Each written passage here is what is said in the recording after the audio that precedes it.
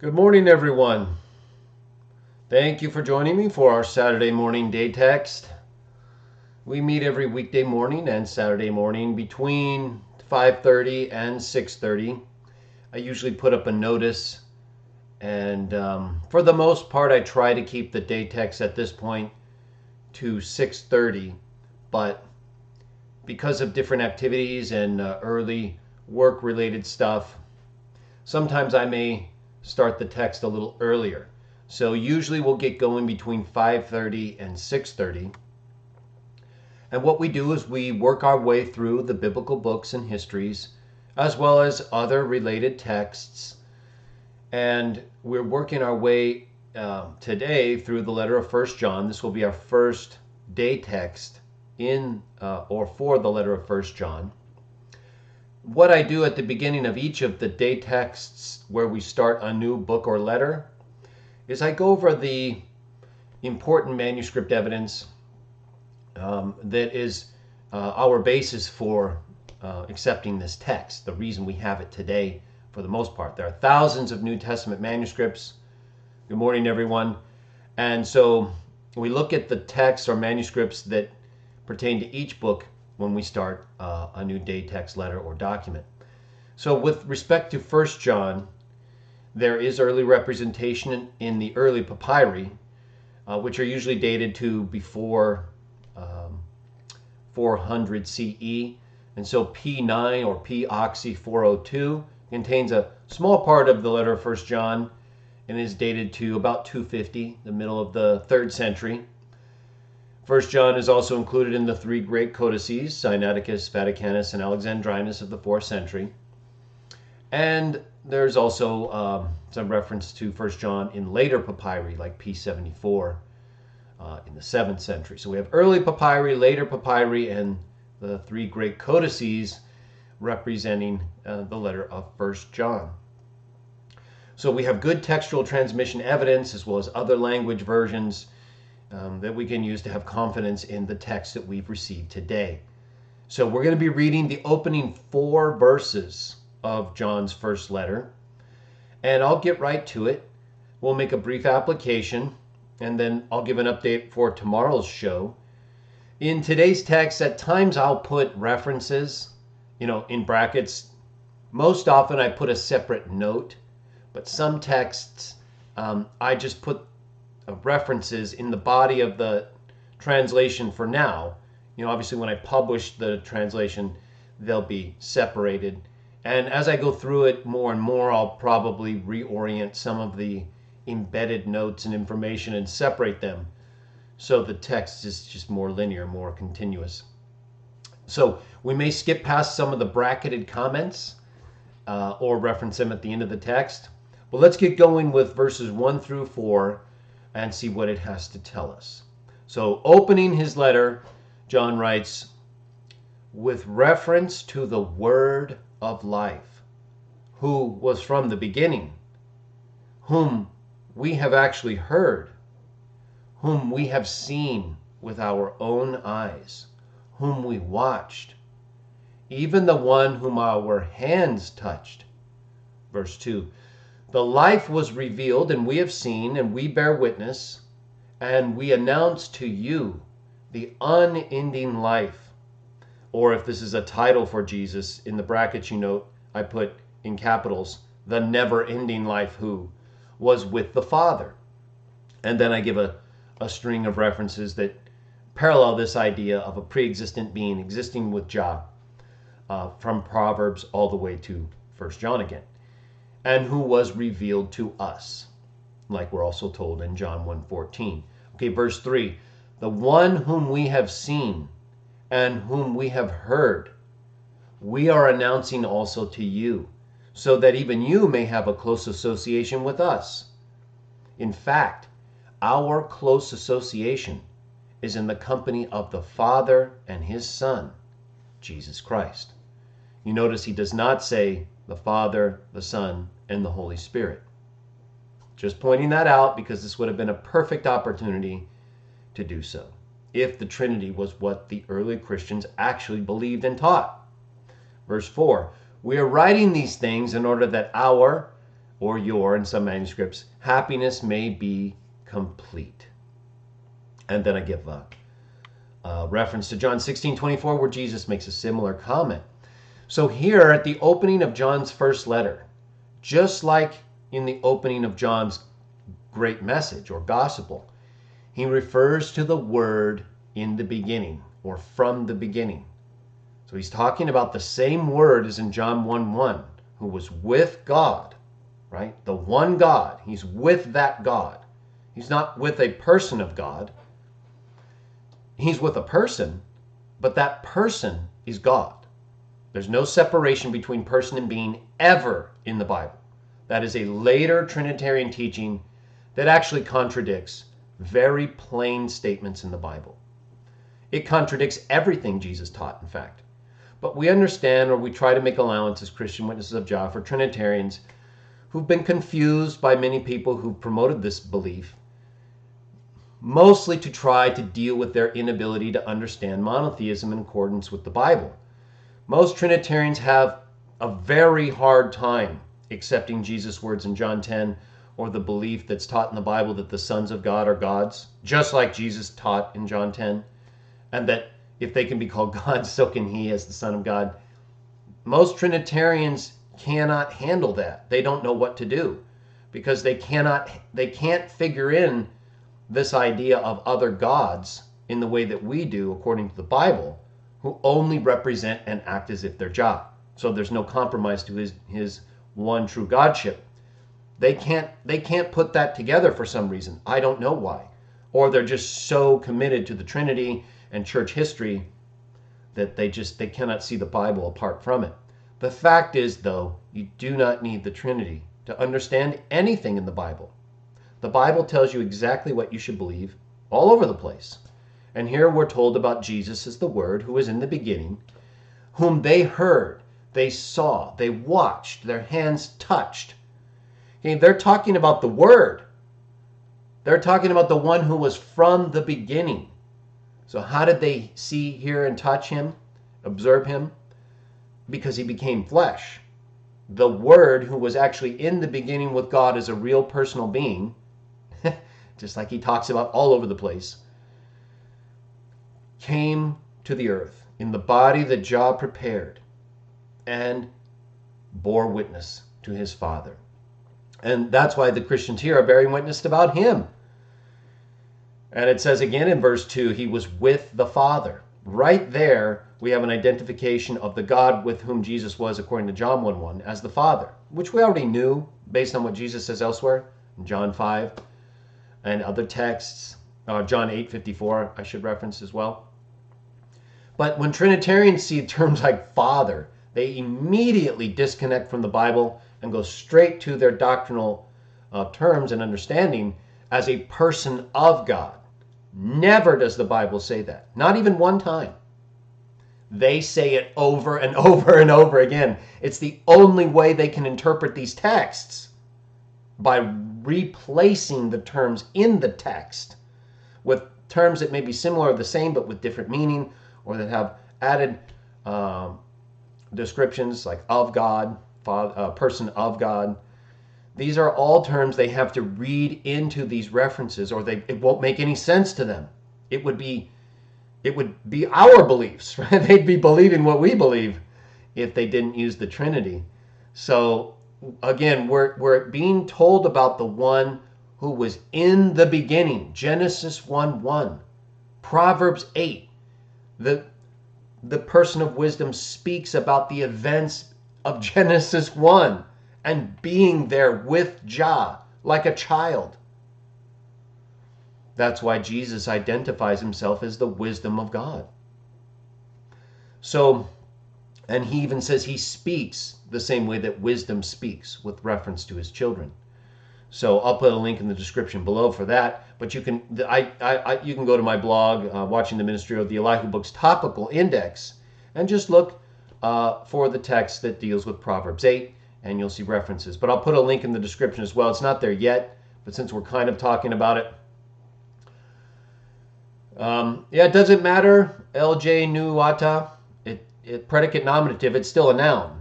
So the word is a God. That doesn't change anything. That's just a big lie and fantasy that Trinitarians have used to get away from the text. I've refuted pretty much every grammatical argument pertaining to John 1:1 in all my writings. There is no way to interpret John 1:1 without Jesus being a God. There is no way, I'm sorry. Even Origen said that. So this isn't like I'm the first one who said this, or even the Watchtower. This goes all the way back. Okay? The Bible does not make a distinction between person and being. It doesn't call him the Son or a person of God. It calls him Theos, God. Okay? So stop taking away Jesus' Godship and replacing it with a person of Godship. Makes no sense, and it's contradicted by the text. So if Trinitarians want to keep trying to promote this regularly refuted view that just keeps embarrassing them over and over again, fine. Go ahead. You have lost the argument. It's over. John 1:1 has been vindicated. Jesus is a God who existed with God, and he's the Son of God, and so he can be called a God just like the other sons of God. John 10, Psalm 82, which he quotes himself. If you don't believe me, you don't believe Jesus, because I'm just repeating to you what he says. Nothing in John 1:1 or any other biblical text says anything that will allow you to disassociate the predicate nominative force of theos as a noun. It's not an adjective, okay? And even if it was, it would be describing someone who's in existence with God and so therefore also a God. There is no way out, Trinitarians. You can keep banging your head against the wall all you want. All you're doing is arguing against what the Bible teaches.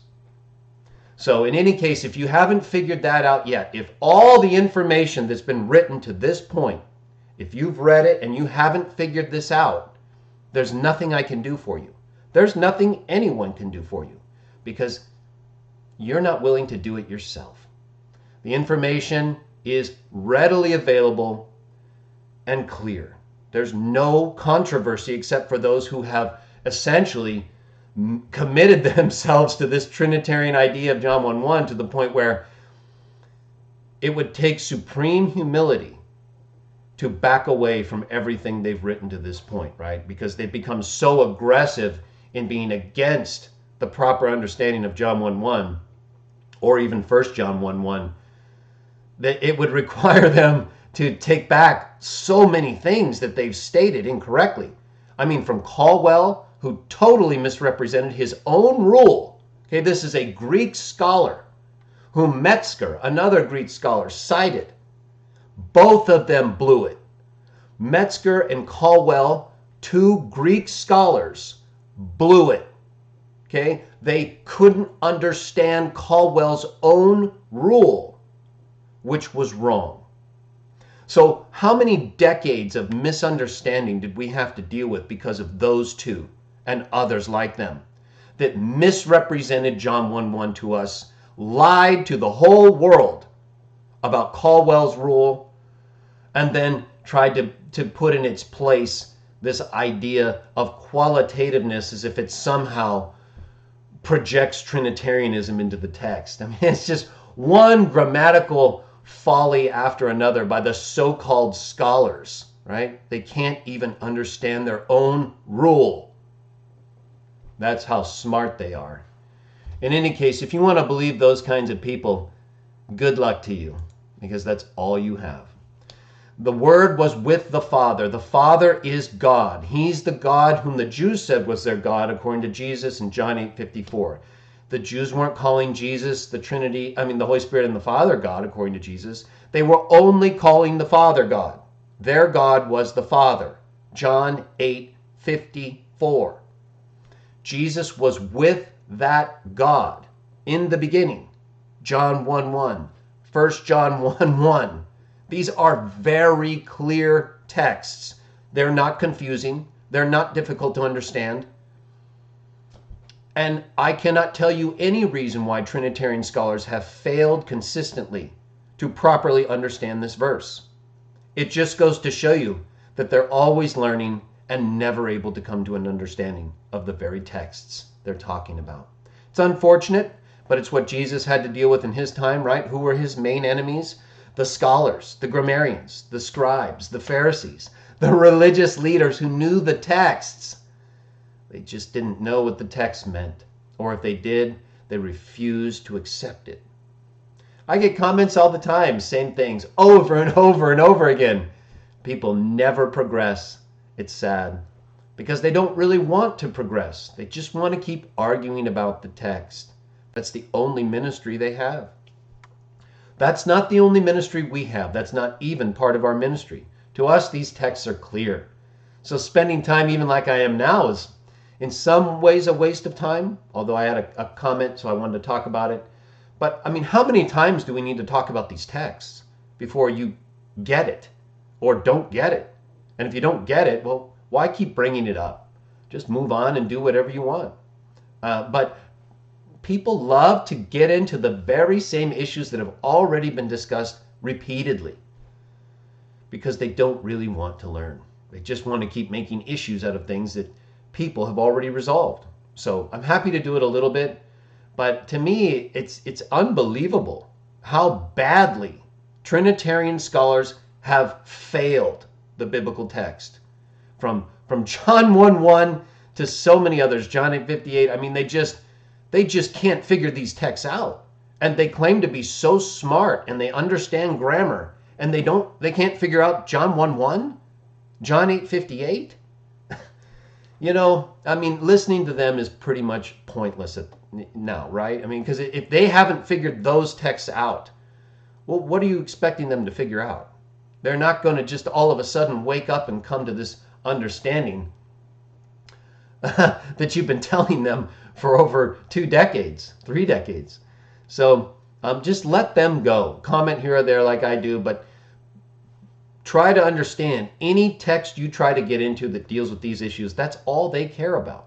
All they want to do is argue about the nature of God, the thing they understand least. They want to make that the issue for everybody else and then keep you from talking about the things that we're supposed to be sharing with others. It's unfortunate. But they have these scholars and grammarians who keep throwing them out there. Oh, go say this. Oh, yeah, the text says that. Oh, no, it doesn't. And you guys have been lying to us for decades. And your own rules you couldn't even understand. And you have people today that they're too embarrassed to even accept that Caldwell failed that badly. Even Bowman tried to defend him in his books because he realized how embarrassing Caldwell's blunder really was. In my opinion, that's why he tried to defend him. But he didn't do a good job of that either, as I showed. He failed there too and showed that he didn't even understand what Caldwell didn't understand. So we're dealing with these scholars and apologists, and they just do not understand. It's exactly like we saw with Jesus and the scribes and Pharisees and grammarians. Yeah, Philippians 2:6 is a text that I've not only written about continuously and done videos on, but it again proves the Trinity is not true. He was in the form of a God, and he took on the form of a man. Well, that's exactly what he says in John 10, that if the sons of God are gods, he can also be called a God because he was with God in the beginning. Just like John 1:1 says, he's a God. So he's in the form of a God as a God. He's not in the form of God. That's a mistranslation that doesn't understand the biblical texts, trying to promote Trinitarianism where it doesn't even apply. In fact, it states very clearly in Philippians, he's given the name above every other name, not to his own glory, to the glory of God the Father. Could you imagine? Could anyone imagine the God of Isaiah having all knees bow to him to the glory of another God, someone else? Yet Jesus is bowed to, not to his own glory, because he's not Jah. It's to the glory of the Father. So, when Trinitarians don't read their own texts and apply them fully, they're not honest people, and they're just trying to argue with you, which is fine. Jesus dealt with the exact same things. We do too. But remember, when people don't respond to the text and they just jump from one text to another because they can't deal with what you said, you're not dealing with an honest person. You're just dealing with someone who's trying to justify themselves and their position, all while we're trying to talk about Jesus and the happiness that comes from being made complete in association with him. Remember, all they care about is arguing over the Trinity. They're not interested in promoting the great message about Jesus apart from that. That's their message, the Trinity. And if you don't accept that, they will ban you faster than Jehovah's Witnesses will. So they've adopted a post-biblical doctrine to try to understand the Bible that they don't understand, which they then end up using to condemn people as non-Christians. It's terrible. Try to avoid Trinitarianism at all costs. And if you have adopted it and it's the only way you can understand God, well, make the most of it. Keep it. If that's your only lifeline to God, if you cannot worship God apart from the Trinity, you're in a tough spot. But hang on to what you have, if that's all you have. If you can't understand the Bible without a doctrine that was developed hundreds of years after the Bible, you're going to have a very hard time, because you're constantly going to be wanting to talk about that doctrine because you yourself know it's not in the Bible. And so you have to keep reminding yourself of the reasons why you believe it, which is why you bring it up. If it was in the Bible and it was very clear, you wouldn't need to keep bringing it up. Why would you? It's very clear. It's right there. But it's not, so you do. And that's why we have to talk about it. Either way, the main things I want you all to take away from this text is the word that was in the beginning with God. The one God, the Father. 1 Corinthians 8:6. Not the Father, Son, Holy Spirit. That's not what the Bible teaches. One God, the Father. So it's unfortunate. The Trinity is hurting a lot of people because it's causing massive confusion. It helps a few who just can't figure out biblical monotheism without it. But other than that, it's a source of total confusion, and it contradicts the Bible. It's very obvious. Everyone can see it except the Trinitarians, who are committed to their church history and tradition, and they can't escape it. They cannot escape it and find solace in the biblical text alone. They can't. They have to keep going to the church tradition and doctrine, or they won't get what they need for their belief from the text alone. So keep in mind these things. The Word was in the beginning with God, the Father. Not a person of God, God, the Father. That's what the Bible says. It never says person of God, not even once. Yet Trinitarians will say that so many times. You'd almost start to believe it is in the Bible, but it's not, so keep that in mind. Either way, we know, according to these texts, the association between God and Jesus. And John tells us, not only here, but in John 1 and in his entire history about Jesus. So stay with these texts. Don't allow Trinitarians and others to bring in their alternate explanations and tradition to reinterpret terms like Father and God as person of God. Without that, they don't even have a starting point in the discussion. So deny them that, get back to the text, and don't waste your time if you can avoid it. Yes, now if you haven't been listening to me, that is what I said. If you don't understand that theos can mean a God, then you need to pull out a grammar and start reading it. Not a Trinitarian grammar, because they'll just confuse you. But if you don't understand this, why don't you just look at the text itself? It says he's with the God. So he cannot be that God. So he would have to be a God. It doesn't call him a person of God. It doesn't call him the Son. It calls him theos, a noun, a God who is with the God. It can't get any easier. That's why I'm emphasizing it this way.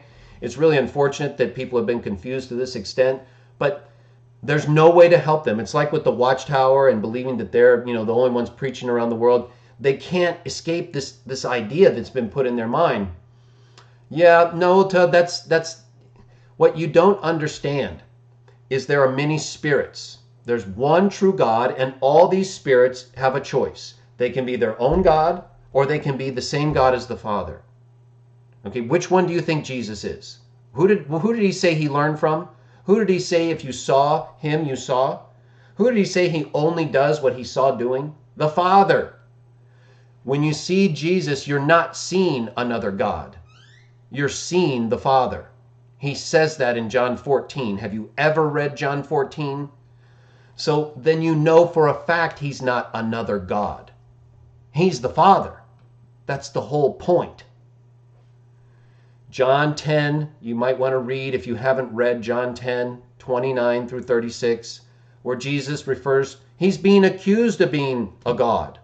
And you would say he's being called a God there, mistranslation, right? Because his response is to quote Psalm 82, where other sons of God are called gods. You know, your 1+1 thing, gods. Jesus himself quotes the text where gods are referenced, the sons of God as gods. And then he says, if they can be called gods, why do you have a problem with me, the Son of God, being called a God? He teaches our teaching right there. If they accused him of being God, why would he quote Psalm 82's use of gods for the sons of God? You see how confused you become? You see how Trinitarians have totally tortured your understanding of gods and God and what it means to be just like the Father, according to what Jesus said? They have made you think that 1+1 means 2, and therefore there's 2 gods. That's how low level of a thinking you have received from the people you're listening to. Now, re-listen to what I just told you about what the text actually says. You're questioning the text. Does the text actually say one God and another? Yes, it does. So on the one hand, you quote the text where it calls him Theos en Halagos, and then you ask me if there's more than one God here? Well, you just quoted it.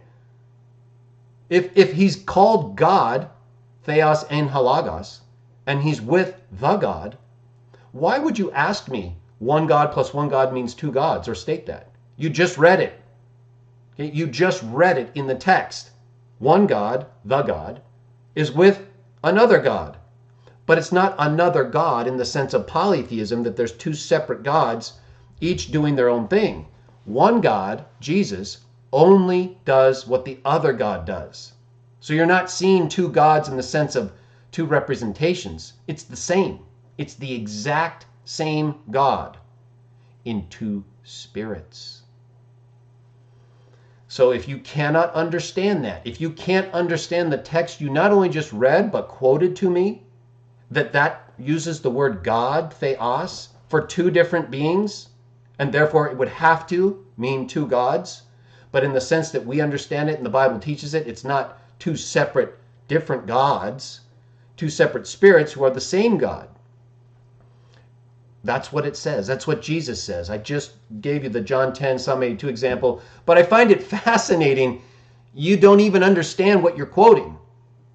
You're quoting a text that refers to one God being with another God, and then you make it seem like that's a problem. Well, do you believe the Bible or not? Okay, if you believe the Bible, there's no way to read John 1 and not see 2 gods there. It's not 2 gods in the sense of polytheism. It's 2 gods in the sense of John 10, Psalm 82. So when you understand John 10 and Psalm 82, and how the sons of God are gods, according to Jesus, in his own defense against people calling him or accusing him of being a god, if you don't understand that, how are you going to understand the text you just quoted and failed to understand? So I spent a little more time with you on this. I don't usually, because I've talked about this so much, but I do get concerned about Trinitarians who are misled, because I see the things they write and believe, and it's just so far away from the very text they're reading. I don't know how you could be that disconnected with what you're reading, that you can read a text that clearly presents 2 gods and you don't know that. Well, if you're still confused, you shouldn't be quoting the Greek text, right? If you're that confused, what's so confusing? In the beginning was the Word. The Word was with God, and the Word was a God. He's a God in the sense that the sons of God are gods. Psalm 82, John 10. They only do what the Father does. They can be called Jehovah, they can be called God, because they're not anything but the Father when they're being called or or acting in those capacities. They're not acting on their own. They're not their own separate God. They're a separate spirit. So if you're confused, that's not the way you go about trying to gain understanding. You're supposed to read the text and then follow the text, not go running around looking for these explanations of predicate nominatives. So what? So what? It's a predicate nominative. It's a predicate and it's a noun and it describes the word as a God. Big deal. All that Trinitarian grammatical stuff is garbage. It doesn't prove anything. They've misunderstood their own rule for decades. And they don't even know what to make of the qualitative force theos in their mind anymore. And they try to disassociate it from applying indefinitely or definitely to the very person under discussion, the word. So it gets a little frustrating because if you're really that confused and you're trying to learn, you wouldn't be making these kinds of statements, right? You wouldn't be just throwing out text after text to try to establish a point. You'd be reading the text and just applying it. And if there's a confusing element, you'd follow that up. But I don't see that in your comments. And I don't see that in a lot of Trinitarian comments. I mean, it's not that hard to figure out that Jesus is the same God as the Father because he does everything the Father does. He says that over and over and over again. I don't know how you could miss that teaching. He says it so many times. It's the same with the Hebrew scriptures. Angels are called gods over and over again, from Genesis to Judges to Psalms, other texts, because they're not their own God. They're even called Jehovah, because that's who they are. You can read any Bible you want. That will confuse you, of course, because in John 1:1 you have him being identified as God there. So we do have a problem with translations today that misrepresent the text.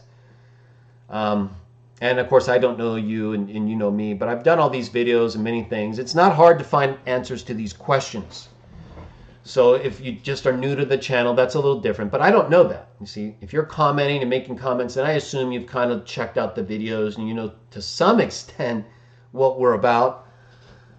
So you're going to have to just deal with that. But I'm not going to let people be confused in my chat. And you say you're confused, so that's fine. I appreciate that. But I cannot let confusion reign in the comments. And so we do have to address these things. And Trinitarians, it's frustrating to me because they spend so much time on these issues and it never stops. They just repeat the same bad arguments over and over again. And at this point, I think it's over. I think that the argument is over. We have won. We have defeated the Trinitarian ideology. I've done it in public debates at least twice. I would have done it a third time with Maury, but he changed the subject to predestinationism or the knowledge of God. My point is, this is not hard. This is not something difficult, and it's been done repeatedly. We won. Okay, the argument is won. Jah is the true God. He is not a Trinity. If you have to have the Trinity to keep your faith because you just can't figure out monotheism, polytheism the way I explained it, do whatever you got to do. You do not need the Trinity to understand these texts. And in fact, it's just going to confuse you. Like you are. You stated it yourself. You're confused. You're reading the KJV. What has it done to you? It's made you confused. Sorry. But there's still a lot of clear information in there as well. It's just when you try to get into these metaphysical ideas and you're dealing with Trinitarianism that has been embedded in our translations and thinking for hundreds of years, over 1,000, you're going to have these problems. And it's all part of our challenge to try to deal with the things that have come about since these texts were written. But to me, they're very clear. And I don't like the confusion that results from these kinds of issues. And so obviously I spend time about it and I get passionate over it because I've talked about it so much. I'm sometimes a little taken aback when people make these comments, and I've written so much or spoken so much about them, and I don't even know that I should have had to have done that. That's how clear I think these things really are.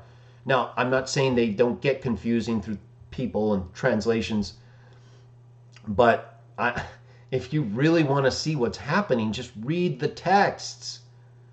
John 10, 29 through 36, 37, read that text. Okay, in the King James, it's going to have the Jews saying that they accuse him of claiming to be God. Okay, that's a mistranslation, just like John 1:1. It's designed to promote Trinitarianism. John 10 is the best one to show that because it's impossible. Well, John 1:1 is impossible too, but John 10 is even more so because Jesus is answering a question. And the way you know what their question is by his answer. Their question is,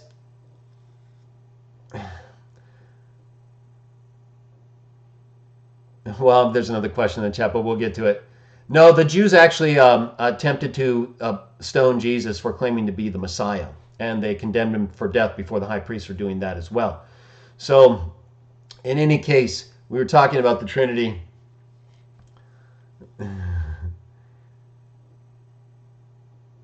I was trying to look at a question in the chat, but I don't really understand it. So either way, go to John 10. Okay, look at your King James Bible, and it will have the Jews saying, "We accuse you not of a fine work, but of being God." So it's something to that effect. And then Jesus responds to them, and he says, "Isn't it written in your text, I said you are gods?" See, he quotes Psalm 82, where God calls other sons of gods gods. And Jesus quotes that to defend himself against their accusation. Now, if they were accusing him of being God, why would he quote Psalm 82, where other sons of God are called gods? How does that justify Jesus' claim to be God? It doesn't, because he wasn't claiming to be God. He's the Son of God, and like other sons of God, he can be called a God, and he is in John 1:1 and other texts. He could even be called Jehovah, Jah, because that's all he ever is. He tells us that in John 14. It couldn't be any clearer, more clear. So I think it's good that we got off on this little, because Jesus is really the subject here, the Word in the beginning. It directly relates to John 1:1, kind of, Genesis 1. And of course, the Father, he was with the Father. The association we can have is in the company of the Father and his Son. Doesn't say the Holy Spirit. Could have easily done that, especially if that was those were the three persons in whose association we were all, supposed to be. So remember, John's writing these things, verse 4, to make our happiness complete. Is your happiness complete?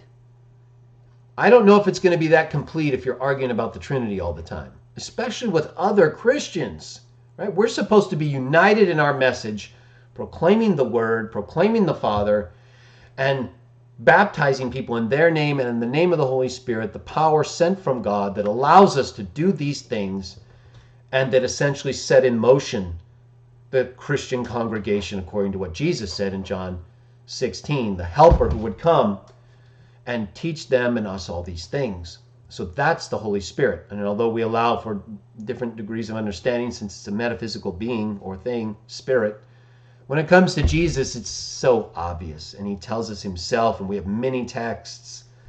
So I don't mind discussing it, and I think some discussion over it can be a good thing. But keep this in mind. Trinitarian scholars have misled you for years, decades. They misled people over Caldwell's rule. And now they misled people over the qualitative aspect of theos, as if somehow that disassociates it from being definite or indefinite when applied to an individual, the word, and in contrast to the God he's with. These Trinitarian scholars are not very clever. I'm not saying they're dumb, but the things they're doing are pretty stupid, right? They make up a rule that's not a rule. They misunderstand their own rule that's not a rule. And then other scholars quote the rule that's not a rule as if it's a rule. Yet people will promote Metzger and Caldwell and all the Greek knowledge they have and all their scholars. Yeah, so such great scholars, they couldn't even compile a rule and understand it themselves, or realize that it's not even a credible rule. So I think we can get away from this idea that scholastic credentials somehow make you immune to terrible mistakes. That's not true. So, in any case, these things are much simpler. They've just been confused by these very same smart people. Same thing we saw in Jesus' day. Who were the people burdening most others? It was the scribes, the Pharisees, the grammarians, the scholars, the so-called religious leaders. Why would we expect that to be any different today? In any case, I hope you all have a good day and that this text was beneficial to you. We got into a little bit of Trinitarian stuff, a little bit unexpectedly, although I knew it was possible. It's just when I hear these same arguments over and over again, and the very people using them, even though Nauta, admitted, they admit they don't know what they're really talking about. They're confused. Caldwell's rule is what preceded the whole qualitative thing, Nauta. And it was used for many years to try to justify the translation. The word was God. And so then they realized that that wasn't a correct rule. They misapplied it, misused it for decades. And then they tried to run into the protection of an article by Philip Harner where he tried to disassociate basically the indefinite, definite aspects of theos and emphasize just this qualitative aspect of the nature that he had, as if that would somehow not make you an individual instance of the thing you have a nature of, right? If you have the nature of a duck, you're a duck. If you have the nature of a god, you're a god, not a person of God. See, again, the Trinitarian metaphysic is what throws everything off for almost all Trinitarians, because they have had that embedded in their mind so much that even the words in the text don't stand out to them the way they do in the actual text. They're reinterpreted.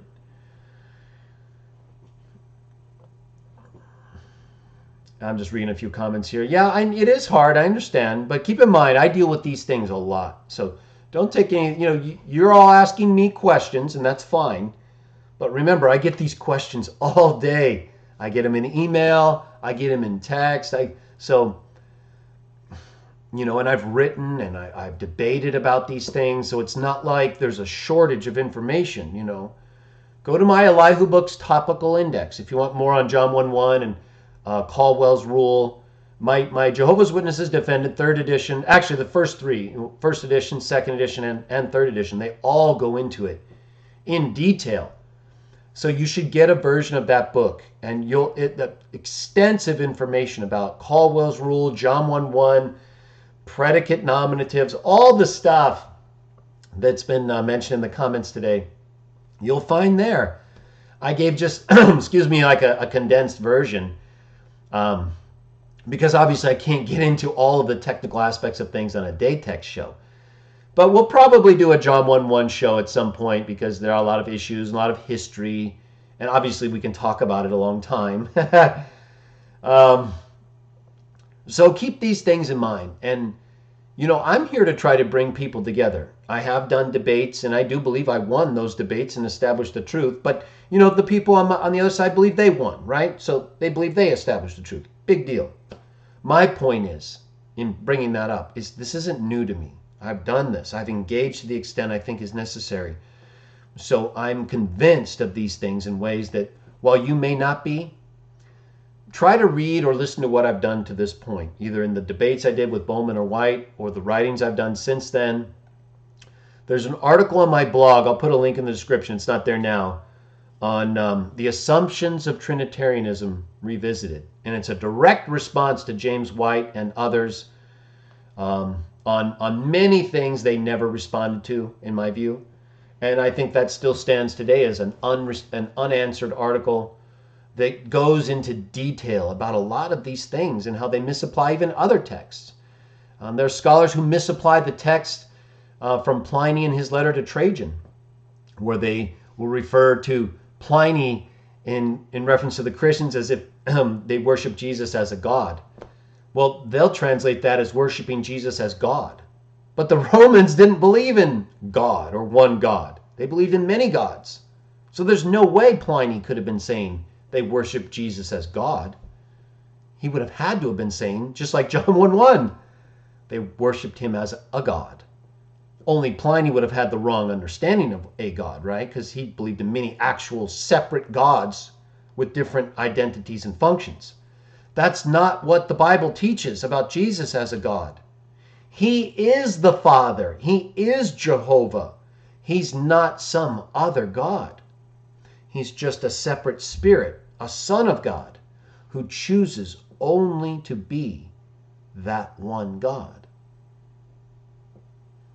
Think about that. Read the texts.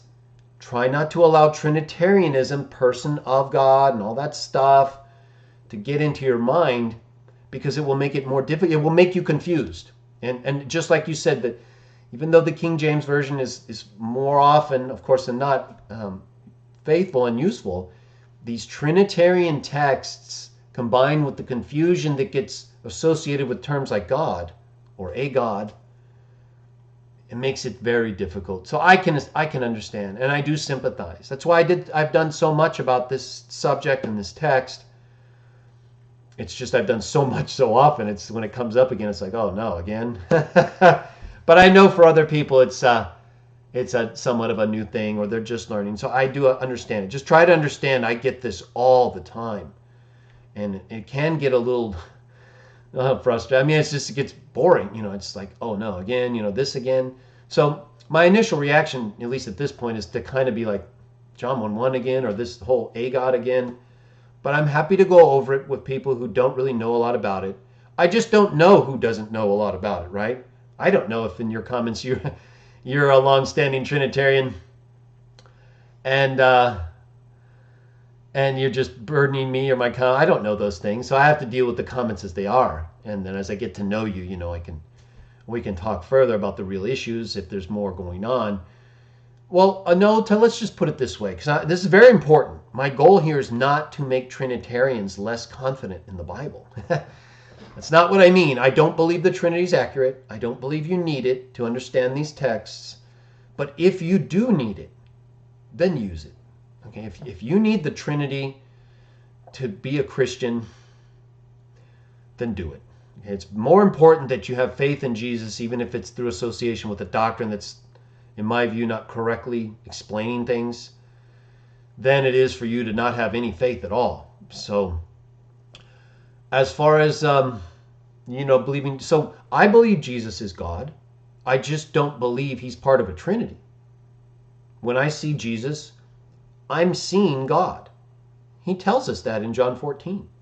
He tells Philip and everybody else who was there with him that in the plainest language you can read, right? Have I been with you so long a time? You don't understand yet?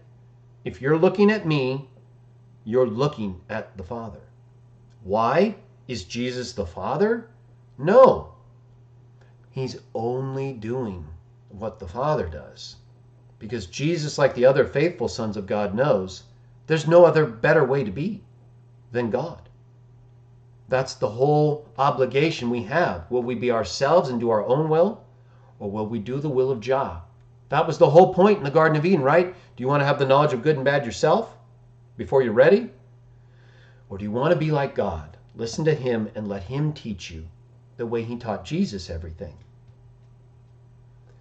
And so that's why we can call Jesus God. We can acknowledge him as Jehovah.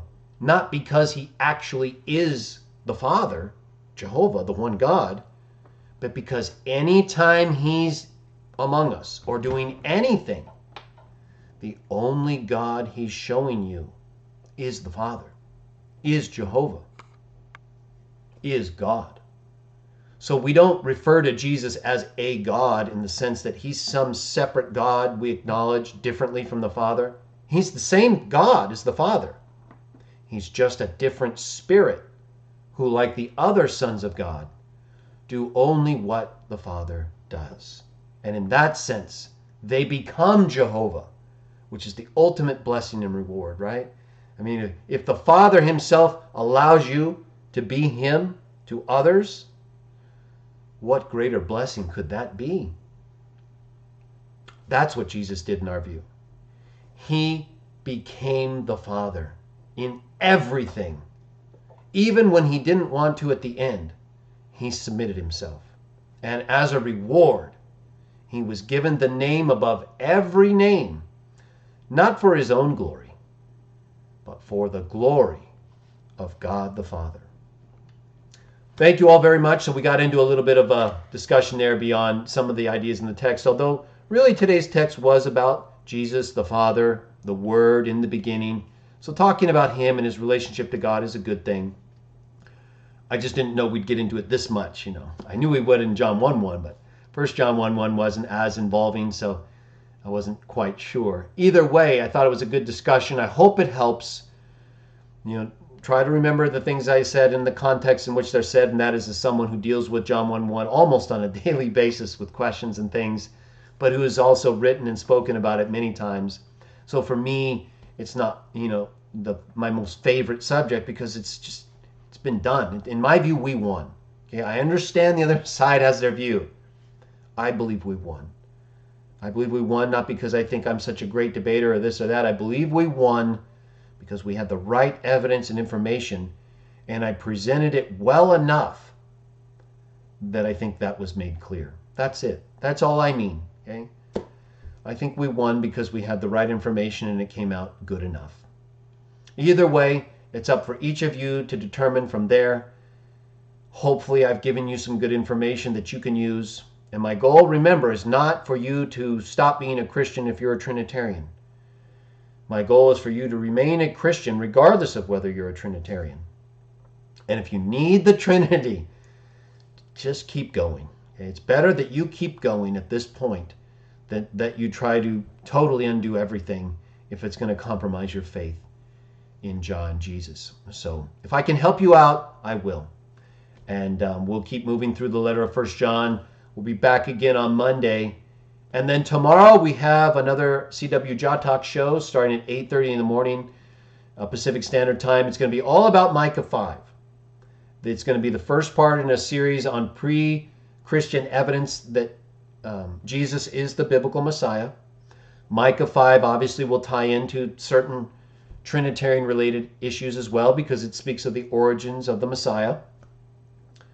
And it also talks about how he would come and do shepherding in the name of Jehovah, which we believe Jesus did, and came in his Father's name according to John 8:54. So we'll get into all that stuff, and we'll do a separate show on John 1:1, and I will go through the whole history of Caldwell's rule, the different scholars that abused that rule, misunderstood it, misapplied it, and then finally came up with some new rule or idea that they thought would help them further Trinitarianism, but which really did nothing of the sort. So the Trinity is something that, in my view, causes more confusion than we would have if we didn't use it.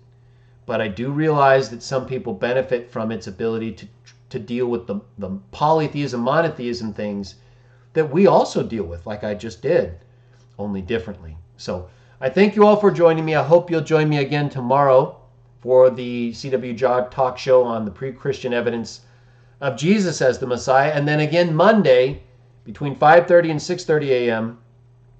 for another day text from the letter of 1 John.